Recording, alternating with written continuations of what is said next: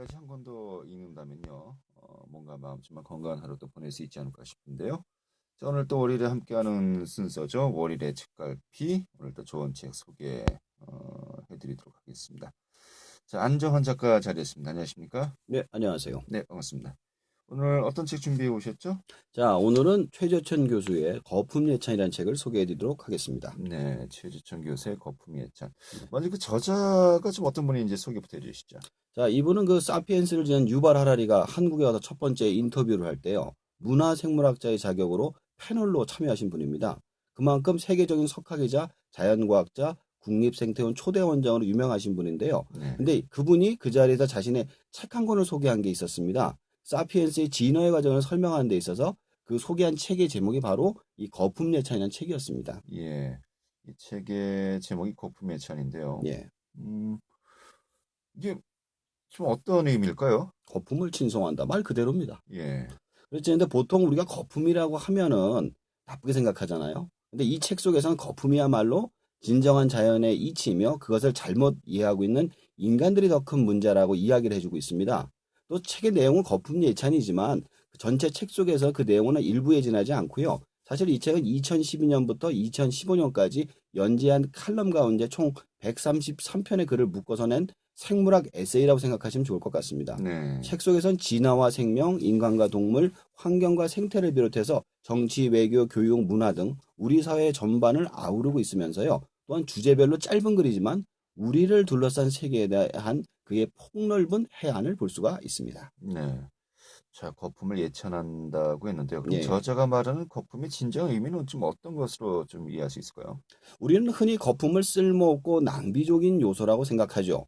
그렇지 않잖아요, 사실. 맥주를 마실 때도 거품이 많아야지 먹을 만하지 않습니까? 네. 마찬가지로 거품 경제 때문에 일본의 잃어버린 20년이 거품 경제 때문에 이야기를 하고, 마찬가지 우리나라 외환위기나 미국의 서브프라임 모기지론 역시 거품 경제로 인한 나쁜 영향 때문이라고 생각하고 있습니다. 네.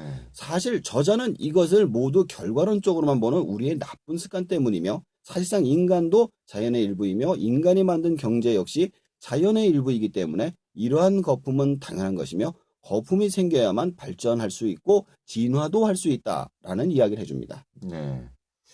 자, 자연의 법칙이 거품이고 또 거품이 생겨야 발전할 수 있다, 진화를 할 수 있다. 좀 역설적인 그 이야기 같기도 하고요. 예. 왜 그렇다는 겁니까? 자, 우리가 이제 봄철만 되면은 꽃가루 때문에 알러지가 생겨서 많은 분들이 고생을 하시죠. 저도 그렇습니다. 그래서 꽃가루 때문에 지금 약을 넣고 있는데, 근데 왜 이렇게 꽃가루가 많이 날릴까는 생각을 아무도 안 해보죠. 네. 그것은 바로 자연의 성선택 방식 자체가 지극히 낭비적인 방식으로 이루어지기 때문입니다.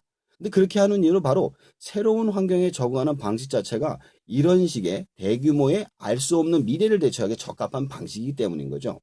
이거를 갖다 경제 체제로 설명하면 자본주의 국가 자유경쟁 시장에서는 수요와 공급은 언제나 출렁이게 마련이죠. 그래서 수많은 기업들이 생겼다가 없어지는 경우 역시 자연의 방식하고 전혀 다르지 않습니다. 이걸 그대로 공산주의와 자본주의를 비교한다고 했을 때 공산주의의 실패 역시 적재적소의 낭비를 줄이고 쓰려다가 결국 급변하는 환경에 적응을 못해서 실패를 했지만 자본주의는 거품과 실패를 반복하면서 끊임없이 진화하고 발전한 결과 살아남았다는 겁니다. 그리고 조금 더 생각해보면 우리 삶도 마찬가지 아닌가요? 우리가 미리 예측하고 앞뒤 균형 맞춰가지고 푸근하게 노력해가지고 성공하려고 하지만 내가 예측한 거 딱 떨어지는 경우 거의 없잖아요. 네. 그런데 내가 생각지도 않아도 탁 터지는 경우가 있죠. 저도 사실 책을 써보면 제가 굉장히 노력해서 쓴 부분에 대해서는 사람들이 안 알아줘요. 근데 그냥 아무 생각 없이 쓴 부분에 대해서 반응을 오고 깜깜깜깜 놀랍니다. 이처럼 거품을 나쁜 것이 아니라 당연한 것으로만 생각해야 된다라는 것이 저자의 주장인 것이죠. 네, 그렇군요. 자, 그런 뜻에서 거품을 예찬한다는 것인데요. 근데 예, 또 이게 전체 책 내용 중에서 뭐 일부라고 하지 않았습니까? 그렇습니다. 다른 내용들은 또 어떤 것들이 있습니까? 자, 모두 5부로 이루어져 있는데요. 이 일책의 1부는 자연은 낭비를 선택했다. 아까 거품 예찬 그 얘기입니다. 그리고 생명의 진화에 관한 글을 다루고 있으면서요. 2부는 자연 본색, 인간 본색, 인간과 동물을 비롯한 생명 전반에 대한 글들이 담겨져 있습니다. 3부, 알면 사랑한다는 우리를 둘러싼 환경, 즉 생태학에 관한 글을 모았고요. 4부, 좋은 담은 좋은 이웃을 만든다는 배움과 나눔, 교육, 삶과 죽음에 대해서 폭넓게 다루고 있습니다. 마지막으로 5부, 부드러운 것이 강한 것이다는 한국 사회 전반에 대한 비판과 제안 그리고 통찰을 담고 있습니다. 그래요. 전반적으로 이 책을 좀 어떻게 보셨습니까? 제가 그 인간에 관한 어떤 깨달음을 정리해서 지금 글을 쓰고 있습니다. 근데 이 책에서 또 다른 깨달음을 하나 얻었는데요. 그것은 바로 우리의 인간 욕망 자체가 거품이라는 사실이죠. 우리가 어떤 것을 가지고 싶을 때 그 욕망이 거품처럼 순식간에 커지잖아요. 그런데 그런 욕망이 그러니까 이루어지거나 아니면 그걸 어느 순간 포기하는 순간 거품까지 순식간에 없어지죠. 그러니까 인간의 욕망 자체도 거품이라는 자연의 법칙을 알게 되고 더 나아가서 인간의 마음을 읽어서 사회를 읽는 기초적인 관점을 완성할 수 있게 돼서 좋았었습니다. 네, 그래요. 특히 어떤 분들이 지금 읽으면 더 좋을까요? 자, 이분의 강의 중에 그런 게 있어요. 다윈진에게라는 강의를 하신 적이 있어요. 선과 악에 대해서 설명하신 적이 있거든요. 근데 우리가 가지고 있는 보통 윤리적인 기준으로 선과 악이라 하면은 어떻게 생각해요? 선은 무엇이고 악은 무엇일까요? 글쎄 뭐 어떤 뭐 절대적인 기준은 또 없다. 요즘 뭐 그런 게 또 많은 분들이 이야기하지 않습니까? 그렇죠. 근데 대부분 사람들한테 물어보면 그렇게 얘기해요. 내가 기초적으로 윤리적으로 생각해서 선인 게 선인 거고 음, 악인 게 아니니까 즉 주관적이다라고 얘기를 하는 거죠. 네. 근데 사실 생각해 보면은 그건 좀 말이 안 되는 것 같고.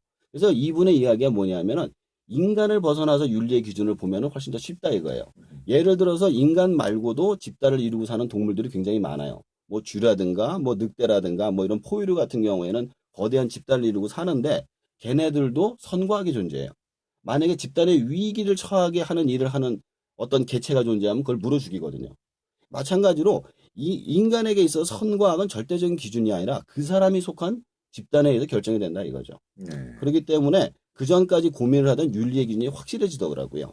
자, 따라서 인간의 어떤 문제에 대해서 인간을 벗어나서 인간의 기준을 깨닫게 하는 그런 과정이 됐습니다. 이런 식으로 사회와 철학에 관심은 있지만 이게 철학이라는 게 너무 복잡하게 얽혀 있다 보니까 이해가 안 가는 부분이 많잖아요. 근데 이런 것들을 힘들어 하시는 분들에게 이 책을 추천해주고 싶습니다.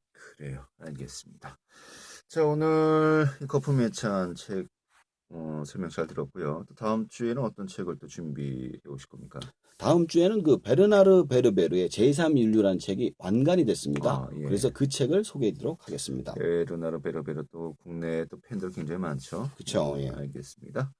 기대하도록 하겠고요. 다음 주에 뵙겠습니다. 예, 수고하십시오. 네. 자, 계속해서 여기도 좋은 책까지